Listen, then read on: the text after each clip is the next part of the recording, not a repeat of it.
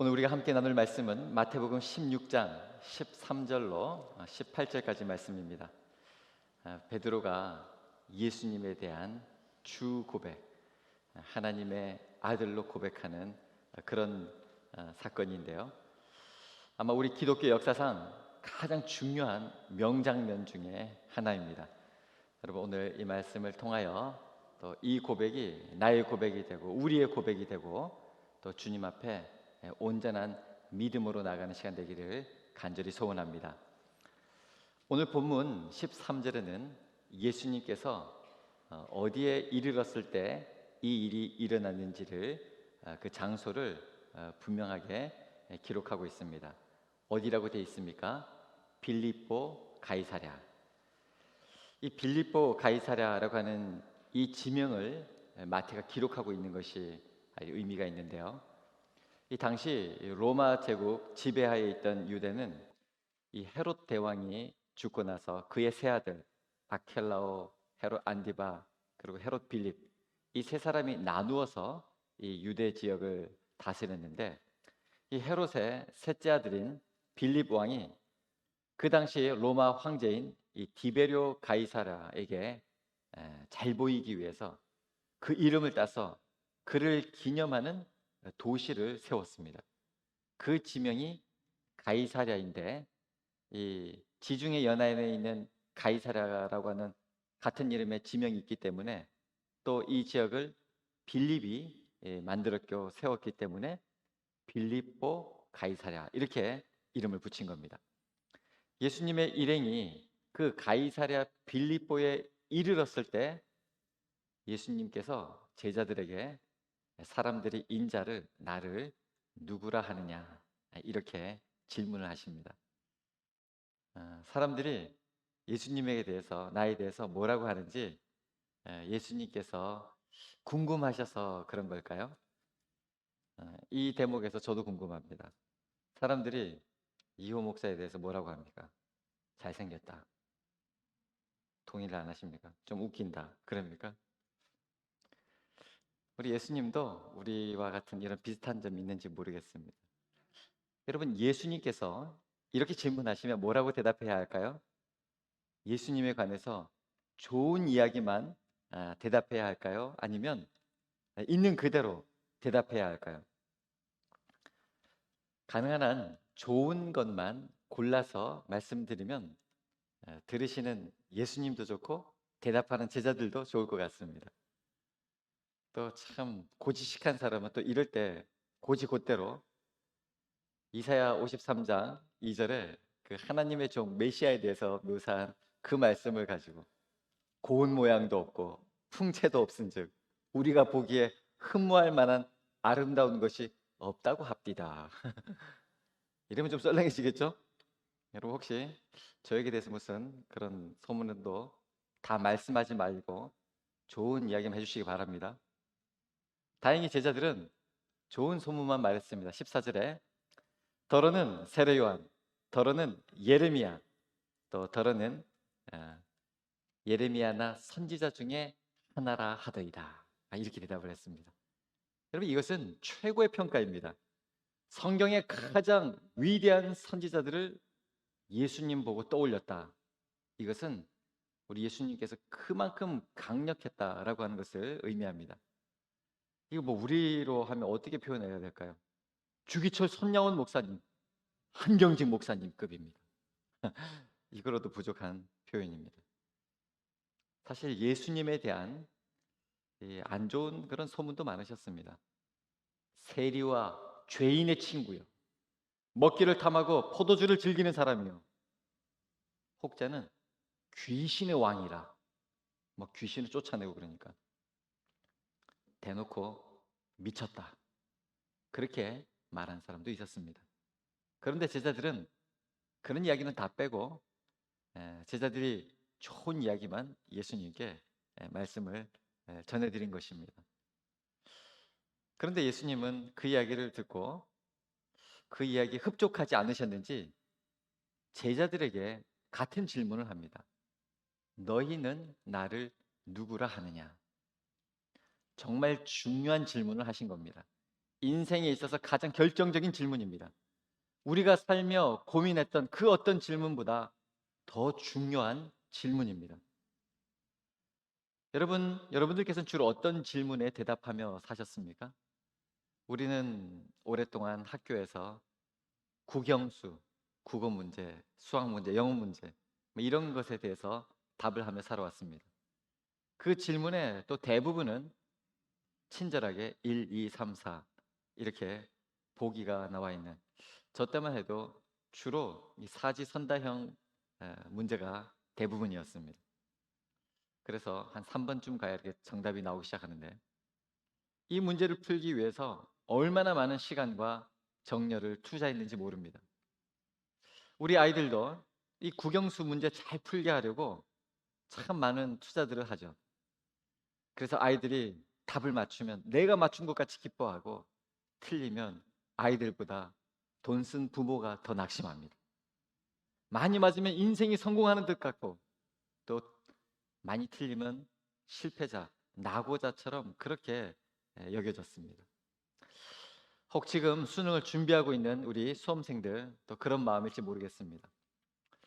제가 감히 우리 수능을 앞둔 우리 지체들에게 말씀하고 싶습니다.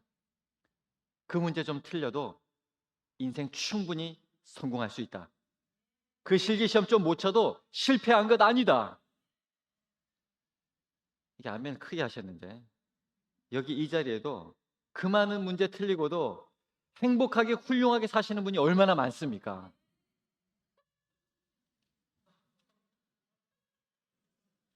이 웃음의 의미는 우리가 충분히 이해한다, 그런 마음인 것 같습니다. 근데 정말 우리가 사는 인생에서 정말 소홀히 여기면 절대 안 되는 절대 질문이 있습니다. 그것은 바로 주님에 대한 질문이죠. 다른 사람들은 그렇게 말한다고 쳐도, 자 그러면 너희는 나를 누구라 하느냐? 예수님이 이렇게 물으신 겁니다. 예수님께서 저에게, 이호야, 너는 나를 누구라 하느냐? 오늘 이 자리에 있는 여러분에게도 아무개야, 너는 나를 누구라 하느냐? 여러분, 이 질문에 우리에게 어떻게 답을 하느냐? 거기에 정말 우리 인생이 달려 있는 것입니다. 아주 오래된 노래인데요. 스키터 데이비스라고 하는 분이 이렇게 노래하였습니다. 왜 태양은 계속해서 빛나는 걸까요? 왜 파도는 해변으로 밀려드는 걸까요? 처음 들어보셨습니까? 아주 오래된 1961년에 나온 그런 노래입니다. Why does the sun go on shining? Why does the sea rush to shore? 이제 알겠죠? Don't they know? 더 이상 안 하겠습니다. 아무튼 이 가수는 왜 태양은 빛이 나는 것이고 왜 파도는 계속 밀려오는 것인지 모르겠다는 겁니다. 지구가 어떻게 돌아가는지 우리 과학적으로 다 뭐 이렇게 명쾌하게 설명하기는 어렵다 할지라도 괜찮습니다. 사는데 전혀 지장 없습니다. 그런데 하나님이 누군지 모르면 큰일 납니다. 왜냐하면 하나님에 대해서 아는 것, 예수님에 대해서 아는 것, 이것이 죽고 사는 생사가 달려있기 때문입니다. 영생은 참 하나님과 그의 보내신 자 예수 그리스도를 아는 것입니다. 요한복음 17장 3절은 이렇게 말씀하고 있습니다. 사느냐 죽느냐 영생이 달린 그런 문제이기 때문입니다. 하나님에 대해서 누구신지 모르면 그거는 정말 큰일입니다. 그 노래가 우리 인생은 엔드가 아니라 엔드라고 이야기하듯이 말입니다. 조금 전까지 사람들이 뭐 이렇게 말합니다. 또 저렇게 말합니다. 이렇게 말했던 제자들이, 그러면 너희는 나를 누구라 하느냐? 예수님의 이 질문 앞에 싹 침묵하게 됩니다. 다른 사람들이 예수님에 대해서 말하는 것은 듣고 말하면서도 자기 입술로는 예수님이 누구인지 말을 못하고 있는 것입니다. 그런 베드로에게 예수님이 물어보시자 바로 그 순간 베드로가 놀라운 대답을 고백합니다. 16절 말씀, 시몬 베드로가 대답하여 이르되, 함께 읽겠습니다. 주는 그리스도시요 살아계신 하나님의 아들이시니이다. 아멘. 우리 예수님은 베드로의 이 신앙 고백을 들으시고 너무나도 흡족해 하셨습니다. 그러면서 베드로를 향하여, 바요나 시몬아, 내가 복이 있도다. 이를 내게 알게 한 이는 혈육이 아니요 하늘에 계신 내 아버지시니라. 그렇습니다. 예수님을 메시아로, 하나님으로 고백할 수 있는 것, 이것이 최고의 복인 것입니다. 네가 복이 있도다. 누구를 향하여 메시아, 하나님이라 고백하는 것, 여기에 따라 우리 인생이 달려있다 해도 과언이 아닙니다. 오늘날 많은 사람들이 돈을 메시아, 돈을 하나님으로 고백하며 살고 있습니다. 물론 돈 좋죠. 돈 정말 필요합니다. 하지만 돈은 물질이고 돈일 뿐입니다. 돈이 하나님의 자리에 앉을 수는 없는 것입니다. 우리 가정을 복되게 하는 것, 돈이라고 믿습니다. 이런 사람들이 너무 많습니다. 우리 아이를 행복하게 만들 것, 돈이라고 확신합니다. 그래서 아이들에게 물고기 아니라 물고기 잡는 법을 그렇게 전하곤다. 아이에게 돈을 벌 수 있는, 그래서 필요하면 학벌도 재력도 그걸 물려주려고 합니다. 아이에게 돈을 물려주려고 한다는 것입니다. 심지어는 우리 믿는 부모들조차도 복의 근원이신 예수님을 전해주기보다는 돈을 전해주려고 합니다.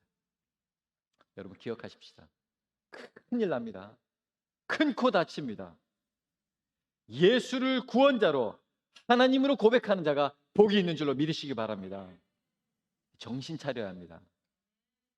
다른 게 아니라 이런 거는 타협할 일이 아닙니다. 더더군다나 이 일은 미뤄서도 되는 일이 아닙니다. 예수님만이 길이요 진리요 생명이십니다. 예수님만이 그리스도시요 하나님의 아들이십니다. 예수님 외에는 구원자가 없습니다. 이 땅을 창조하시고 지금도 이 세상과 역사와 만물을 주관하시는 그 하나님만이 우리 인간의 근본적인 절망과 절대적인 숙명에서 구원하실 수가 있는 것입니다. 천하 다른 인간의 예수 외에는 다른 이름을 주신 적이 없는 것입니다. 사랑하는 여러분, 여러분들께서도 오늘 이 시간 동일하게 예수님을 그리스도로, 하나님이시라고 그렇게 고백드릴 수 있기를 간절히 축복합니다. 예수님은 우리에게 너희는 나를 누구라 하느냐 이렇게 물으신다면 우리는 어떻게 대답할 수 있겠습니까? 베드로는 예수님은 주요, 주님이십니다. 예수를 주라 고백했어요. 여러분 이 주라고 하는 말 큐리오스라고 하는데요, 세 가지 뜻이 있습니다. 첫째는 존경을 담아서 선생님 이렇게 의미가 있고요. 두 번째는 정말 우리 생명이나 인생의 주인 되신다 라고 하는 넓은 의미가 있습니다. 그 세 번째 가장 중요한 뜻인데 바로 하나님이라고 하는 뜻입니다. 구약에서는 아도나이, 하나님을 주님 이렇게 불렀는데 지금 여기서 주라고 하는 것은 하나님을 고백하고 있는 것입니다. 예수님을 주라고 부른 것은 예수님을 하나님으로 고백하는 것입니다. 당시에는 로마 황제만이 이 주라고 하는 칭호를 받던, 주로 숭배받던 그런 시대였습니다. 우리도 일제강점기 때 천황에 대해서 절하지 않을 때, 신사참배에 강요당할 때 얼마나 큰 고난이 닥쳤습니까? 당시에도 로마 황제에게 숭배하지 않는 자는 우리 체제를 반역하는 그런 사람으로 몰려서, 큐리오스, 주는 로마 황제 한 분이신데 다른 주가 있다고? 다른 주를 섬긴다고? 그럼 넌 뭐야? 사회에서 완전히 차단당하는 이런 어려운 가운데 처할 수 있습니다. 그래서 이 마태가 오늘 이 사건이 어디에서요? 빌립보 가이사랴 빌립보 지역에서 물어보셨다라고 하는 의미가 있다는 것을 다시 한번 확인시켜 주는 것입니다. 이 가이사랴 빌립보는 로마 황제를 숭배하는 그런 곳이었습니다. 많은 사람들이 로마 황제에게 숭배를 하고 그러면서 나는 로마 제국의 위대한 시민이라고 자랑스러워하던 바로 그런 지역이었습니다. 그런 가이사랴 빌립보에서 예수님은 제자들에게 너희는 나를 누구라 하느냐 이렇게 물으셨다는 것은, 예수님은 로마 황제를 내 인생과 영혼과 나의 모든 주인으로 삼든지 아니면 나를 주인으로 삼고 살든지 결정하라, 이런 질문이 담겨져 있다고 볼 수 있는 것입니다.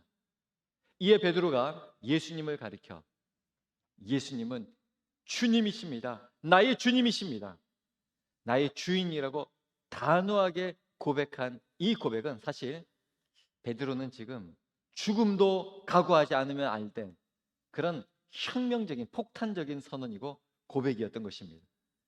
베드로는 이 혁명적인 고백을 주님 앞에 드렸는데 예수님께서 그의 믿음을 보시고 크게 칭찬하십니다. 그래서 연약한 인간 베드로가 아니라 베드로가 고백한 그 믿음의 고백 위에 교회를 세우겠다, 이렇게 약속하신 것입니다. 18절 말씀, 또 내가 내게 이르노니 너는 베드로라, 내가 이 반석 위에 내 교회를 세우리니 음부의 권세가 이기지 못하리라. 아멘. 너무 놀랍습니다. 아직 교회가 있지 않을 때였습니다.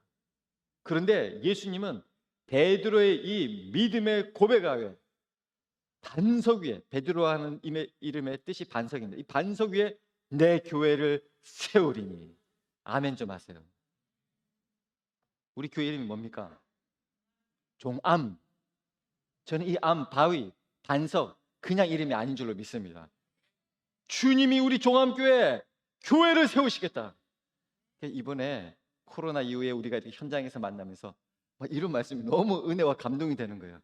그래, 이제는 예수를 주라 고백하는, 예수님을 하나님으로 믿고, 그래서 이제는 하나님 나라를 이룰 그 사람들이 함께 모여서 예수 사랑으로 주의 복음을 전하는 그런 공동체, 그런 종암교회를 내가 세우리라. 이런 말씀으로 들어지니까 너무 감동이 되는 거예요. 이런 베드로의 고백이 우리의 고백이 되어야 할 줄로 믿는 것입니다. 이 코닐리어스 밴더빌트라고 하는 미국의 대부호가 있습니다. 이분이 해운업과 이 철도 산업을 통해서 이 미국 역사상 가장 부호 중에 그런 사람으로 이분이 손꼽히는 분인데, 이 남부의 하버드 대학이라고 불리는 밴더빌트 대학교 설립자이기도 합니다. 이분이 이제 임종을 앞두고 있었는데 이분은 신앙에 대해서는 관심이 없던 사람입니다. 재산을 벌면서 돈 맛을 들이면서 돈이 그의 신앙이고 돈이 존재 이유였고 돈이 그의 자랑이었습니다. 그런데 어느덧 그도 이제 이 세상 떠날 때가 가까이 오니까 하염없이 자기 자신에 대해서 객관적으로 바라볼 수가 있게 되었던 것입니다. 바로 그때 그 옆에서 간병하고 돌봐주던 흑인 하녀가 있었는데 그 하녀가 그를 위해서 노래를 하나 불러줍니다. 그 노래가 예수님은 누구신가, 찬송가 96장이었습니다.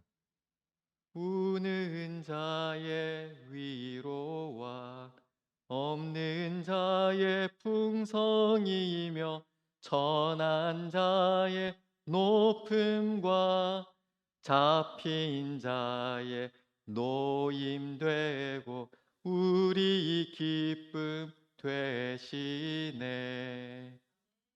그러면서 예수님은 누구신가, 이 노래를 들려줬는데 이 노래를 들으면서 이 밴드빌트가 입술이 막 떨리기 시작한 겁니다.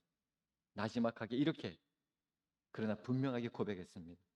주님, 저는 가난하고 천한 자입니다. 밴드빌트가 가난한 분이 아닙니다. 가난하지 않았습니다. 그가 돈을 가지고 있으면서 자기가 천하다고 생각해 본 적이 한 번도 없던 사람이었습니다. 그런데 예수님은 누구신가, 예수님에 관해서 이야기를 듣고 그 노래를 들으면서 나야말로 가난한 자구나, 내가 이 죽을 때가 돼서야 이걸 깨닫다니 나는 천한 자입니다. 그가 이렇게 고백을 하고 인정을 하고 예수님을 주인으로 모셔서 영접하고 구원을 받게 됩니다. 주님을 향한 고백만이 구원을 얻고 영생을 얻게 되는 것입니다. 여러분, 우리가 잘 알고 있는 이 알리바마 40인의 도둑 이야기, 여러분, 뭐라고 해야 그 동굴이 들어있는 그 돌문이 열리게 됩니까? 분명히 저 안에 좋은 보물이 있는데 뭐라고 해야 됩니까? 열려라 단감. 단감 맛있잖아요. 열려라 사과, 열려라 고구마. 내 좋아하는 거 다 불려도 안 열렸어. 뭐가 해야 됩니까? 열려라 참깨. 그렇게 문이 열리죠. 여러분, 우리가 어떻게 해야 하늘 문이 열리고 천국 문이 열리고 영생을 얻게 됩니까? 예수님을 나의 주로 고백해야 하는 것입니다. 그러면 천국뿐만이 아니라 우리가 예수님을 나의 주로 고백할 때 하늘 문이 열리고 우리의 모든 문제가 해결되는 것입니다. 주님이 우리와 함께 하시고 동행하시고 인도하여 주시기 때문입니다. 우리 신앙생활에 지지부진한 이유가 무엇입니까? 믿는 듯 하지만 실제로는 진실되게 안 믿고 있기 때문이죠. 오래 사귀었던 남녀가 있습니다. 여자는 이 남자와 결혼하고 싶어서 기대하고 있었습니다. 근데 남자 태도가 너무 애매한 겁니다. 관계가 더 이상 진전이 되지 않습니다. 그래서 용기를 내어서 이 여인이 물었습니다. 당신에게 있어서 저는 어떤 사람입니까? 남자가 고민하면서 미안한 표정으로 대답하기를, 당신은 나의 좋은 친구입니다. 좋은 친구로 지내고 싶습니다. 이게 무슨 말입니까? 그리고 이게 무슨 말이에요? 기뻐해야 될 말이에요? 슬퍼해야 될 말입니까? 결론은 결혼할 수 없다는 거지 않습니까? 그러니까 좋은 친구가 좋지 내 배우자로, 내 평생의 반려자로 그렇게 되지는 원하지는 않는다. 여러분, 사랑하지 않는다는 거절입니다. 쉽게 말하자면 이제 그만 헤어지자고 하는 말입니다. 많은 사람들이 예수님을 좋은 친구로 지내기를 원합니다. 나한테 좋은 말 해주고 힘들 때 위로해주고 아플 때 와서 이렇게 돌봐주는 딱 그 정도입니다. 정작 주님이 그 마음과 삶 속에 조금 더 깊이 들어가려고 하면 뒤로 물러섭니다. 예수님, 그냥 친구로 지내. 우리는 친구 사이가 좋아요. 더 가까이 오지 마세요. 당신은 엘리야, 당신은 예레미야, 당신은 엘리야, 그 선지자 중에 하나인 줄로 믿습니다. 이 세상에 뭐 4대 성인, 3대 성인, 그런 유명하고 훌륭한 그런 분이시지 않습니까? 사실은 메시아이시고 주 되시는 하나님이신 예수님에 대한 거절이고 거부인 것입니다. 이렇게 계속해서 미루고 지연하면 결국은 거절하게 됩니다. 우리가 어떤 일을 우리가 해야 될 일이 있는데 계속해서 연기하면 조금 더 우리가 더 신중하게 좀 준비하고 또 좀 이렇게 해가지고 좀 더 결국은 못하게 되죠. 뭐 나중에는 어떻게 될지 모르겠지만 결국 그 시대, 그 시기에는 못하고 마는 것입니다. 지나치게 지연시키는 것은 믿음을 거부하는 행위입니다. 기다려야 할 때도 있지만 일어서야 할 때도 있습니다. 주님이 오늘 물으신다면 우리는 어떻게 대답해야 됩니까? 예수님은 나의 구원자이시오 하나님이십니다. 예수를 주라 고백해야 합니다. 바로 이 고백 위에 교회가 서는 것입니다. 이 고백을 해야 진정한 그리스도인의 삶이 시작되는 것입니다. 여러분, 이 고백이 있은 후에야 예배가 은혜롭고 말씀이 달고 내 기도하는 그 시간 그때가 가장 귀하다. 예수님에 대한 주 고백이 있어야 기도할 때가 가장 즐겁다, 예배 드릴 때가 가장 즐겁다, 이런 고백이 나올 수가 있는 겁니다. 우리가 예수 주 고백, 예수님을 주라 고백하지 않고 내 마음속에 돈이, 물질이, 명예가, 권력이, 건강이 여러 가지가 하나님 그 주인 된 자리에 있을 때 우리는 예배를 드리면서도 은혜를 잃어버려요.